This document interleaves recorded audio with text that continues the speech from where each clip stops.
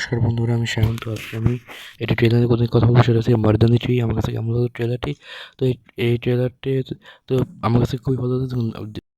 যেহেতু সে দুটো পার্ট খুবই হিট ছিল, তো এই ফ্র্যাঞ্চাইজি এটা থার্ড পার্ট। তো কয়েকজনকে পোস্টার বেরিয়েছিল, সেটার আমি রিভিউ করেছি। তো ট্রেলারটি বলা যায় খুবই ভালো লেগেছে। তো আমি আগে বলছিলাম যে এখানে কয়েকটি বাচ্চা মেয়ে কিডন্যাপ নিয়ে কেস হচ্ছে। তো এই যে কিডন্যাপ করেছে, যে ভিলেন ক্যারেক্টারটির নাম হচ্ছে আম্মা।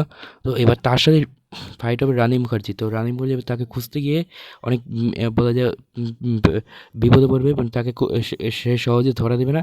এবং সেই নিয়ে এই সিনেমাটা তৈরি হচ্ছে, মানে কীভাবে বাঁচাতে পারবে বা কিডন্যাপ বাচ্চাগুলোকে।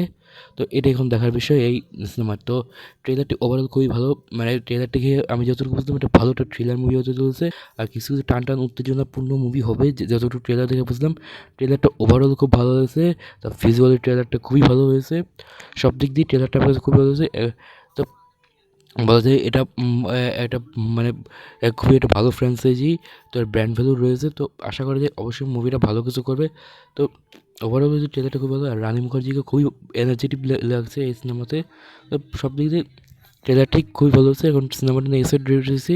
আগামী 30শে জানুয়ারি সিনেমাটি রিলিজ পাচ্ছে থিয়েটারে। তো দেখা যাক অবশ্যই সিনেমাটি কেমন করে। তো আমি তো আশাবাদী রয়েছি সিনেমাটি নিয়ে। তো আজকের মতো এরকম ভিডিও তো এখন মতো ভাই দেখা হবে পরে ভিডিও। আর যদি চ্যানেলটি নতুন হয়, প্লিজ লাইক কমেন্ট সাবস্ক্রাইব করে পাশে থাকবেন।